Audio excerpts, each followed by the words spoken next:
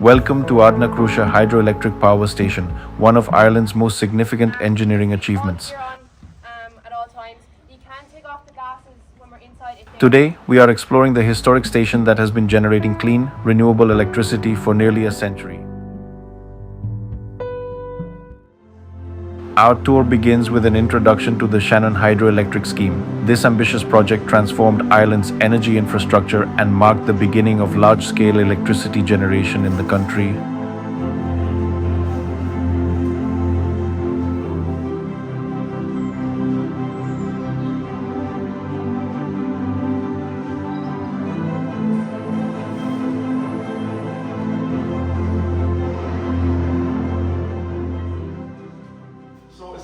Christmas in 1923 when he visited his friends who happened to be members of the newly founded Irish Free State. So he went to college with these guys who were in government, and he had a bit of a rapport with them. So that's why he approached them with an idea to build a hydroelectric dam on the Shannon. What you're looking at here is a fountain made out of Francis turbine runner. We have two particular types of turbines used in Ardnacrusha. We have this one here, the Francis turbine, but as well inside we also have another type of turbine called a Kaplan turbine. This is all original here. This was an original Francis turbine that went into Ardnacrusha when it was built.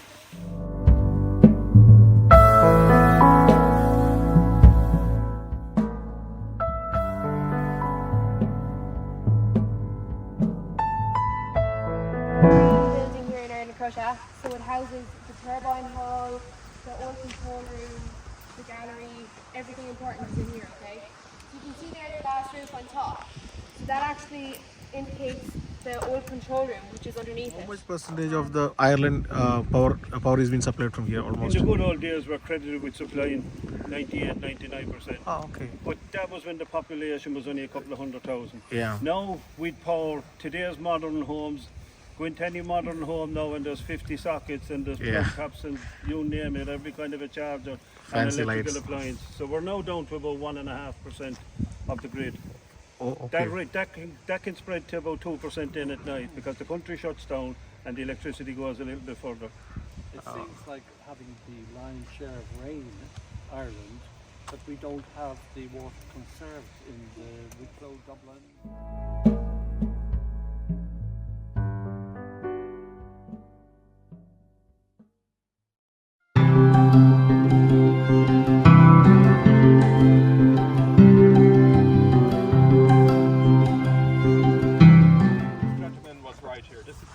Canal here, and likewise the canal at the other end of the dam is called the tail race canal.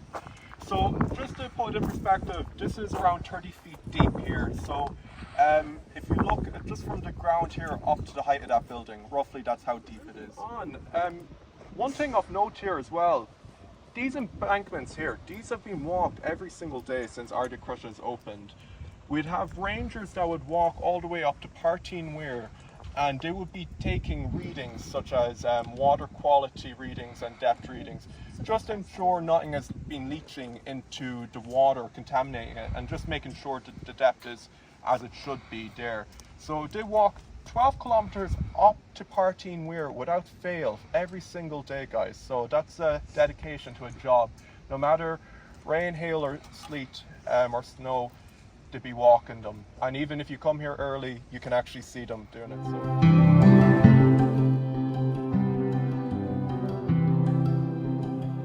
Here we see the dredging equipment used to maintain the canal. By removing accumulated silt and debris, these machines ensure an uninterrupted flow of water towards the generating unit. For those who are not familiar with the term, a lock is just a mechanism that can allow boats to traverse different heights, different changes in height. So I'll run you through an instance if you're going downstream. So from the head race canal down to the tail race, okay? So you're coming along in your boat. Ideally you would have informed the lockkeeper a day or two in advance, okay? But anyway, you come up to the gate here. And remember what I was saying about the water level meters, the depth gauges. So we have these electronic ones here, and they need to be in agreement with one another before that gate can open. So the water in here, ideally, should be the same as the head race canal. The reason for that being is if the water is too high in the lock, it starts gushing out. And likewise, if the water is too high, or well, more so the water is too low in the lock, water will start gushing in, and it just creates very turbulent water, which is not great when you're dealing with boats, potentially multiple boats as well. So assuming the water level is correct, then the gate will open up, and I liken it to like a castle, you know, where slowly it comes up there. So the boat will come in, they will get moored up. That's the metal post there, you probably see them around there. They'll tie a rope around it and they'll secure themselves. So what happens then, there's two chambers to this lock here. One will slowly start being pumped down over a course of around 40 to 50 minutes or so. It'll be pumped down and it goes down 70 feet, okay? And when it's at its absolute minimum in the lock, then this gate can open up and then they can continue on to the next chamber, which we'll see in a minute. There's a 30 feet drop in the next chamber, which will account for the 100-foot drop, so 70, 30, 100-foot drop, which is the total drop here at Ardnacrusha. And then the gate will open up when the second chamber is at its absolute minimum, which will be in line with the tail race canal, and it can continue on down the canal like a normal river.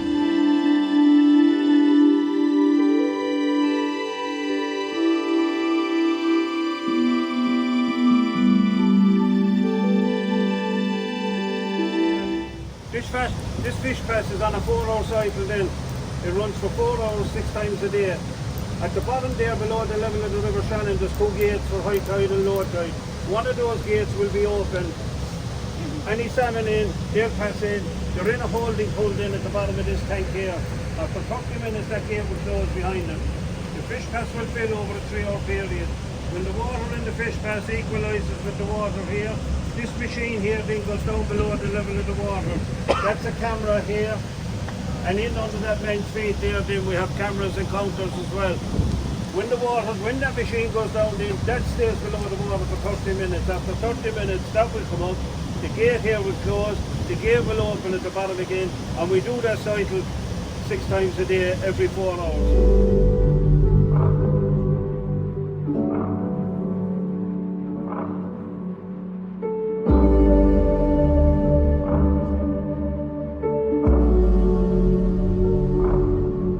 Penstocks, massive steel pipelines designed to carry high-pressure water from the head race canal to the turbines below. These structures remain one of the most impressive features of the hydroelectric scheme.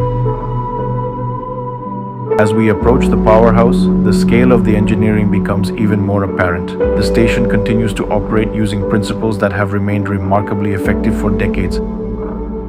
Inside the station, we begin to see the equipment responsible for converting the energy of flowing water into electricity. Every component plays a critical role in maintaining reliable power generation. The historical exhibits showcase original tools, equipment, and operational records from the early years of Ardnacrusha. These artifacts provide a fascinating glimpse into Ireland's engineering. Manning this would have been called Johnny Cusack. He was a porter here, and he worked here at Ardnacrusha since the age of 15. He worked here, met his way up the ranks, and then he soon found himself as a porter here. And he stayed here for the rest of his life working as a porter itself, and he died in the early 2000s. But later his son took over for the role, and he worked here up until 2022, I believe. Archived drawings and technical plans reveal the extraordinary level of detail involved in designing and constructing the station. Even by modern standards, the project remains a remarkable achievement.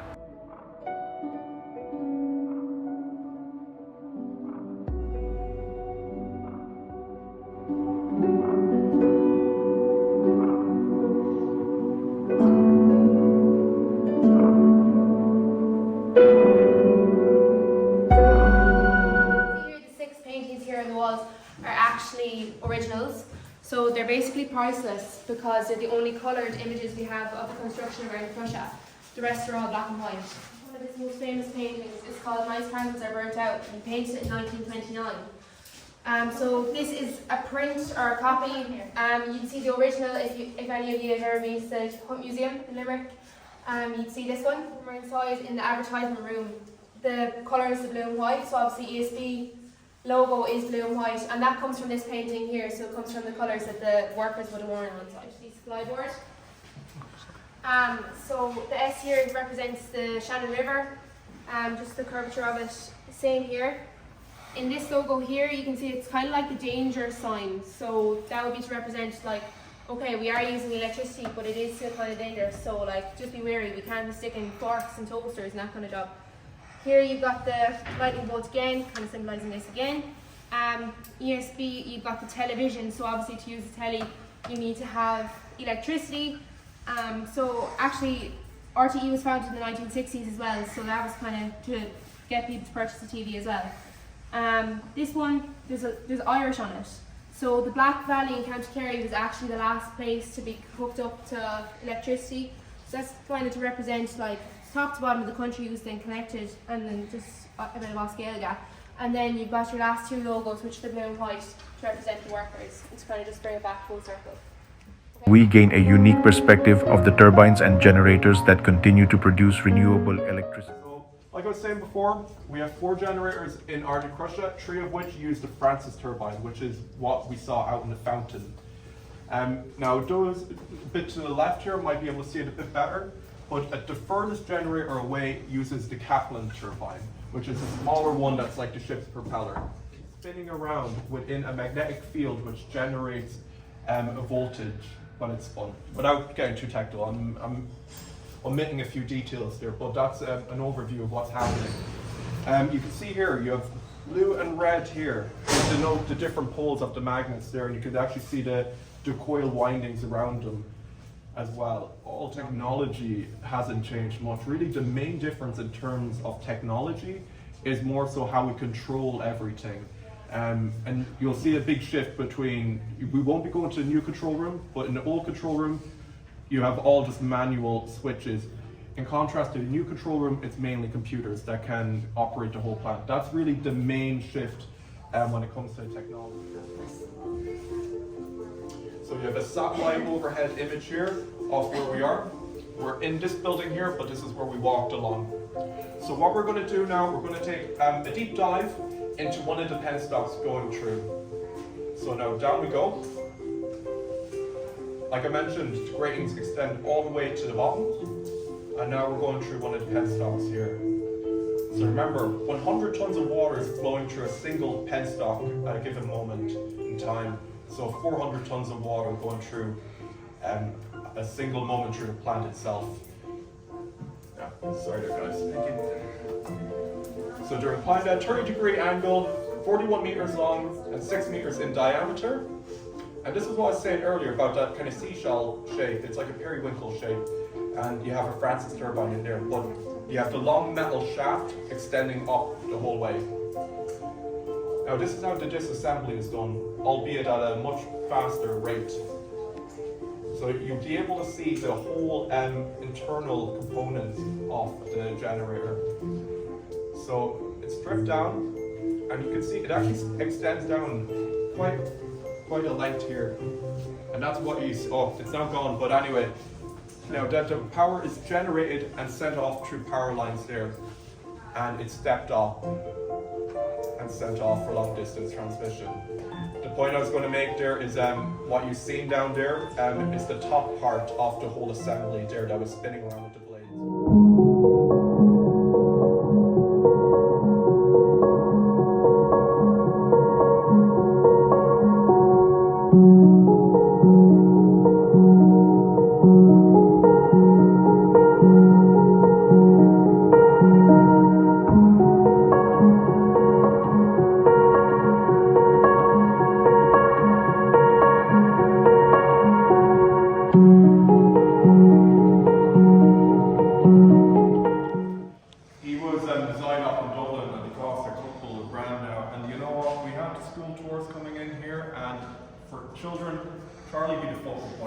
Not the dials or the switches or whatnot, to be always focused on him. The original control equipment and instrumentation demonstrate how power generation was monitored and controlled in the early decades of operation. Many of these systems represent the cutting edge of their time. See here, it gives you the readout of the power output in kilovolts and amps, and then other various more. This video is just to illustrate kind of how the ESB has progressed over the past 100 years or so, and how that we've recently started looking into renewable sources of energy.